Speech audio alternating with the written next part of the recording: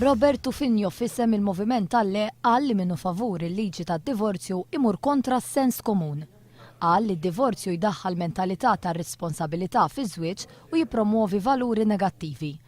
Mistoqsi diversi drabi minn dawk preżenti x'inhi s-soluzzjoni għal koppji li żwieġ tagħhom falla, Tufinjo baqa' ma weġibx.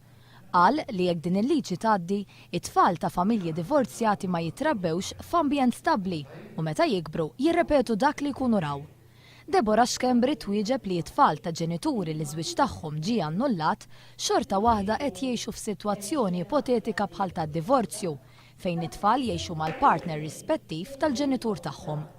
Iċ-chairperson tal-Moviment Iva tisħaq li d-divorzju jagħti ċ-ċans li koppja tirregolarizza l-impenn tagħha fil-waqt li joffri kien għat-tfal li jkunu qegħdin jgħixu familja mkissra.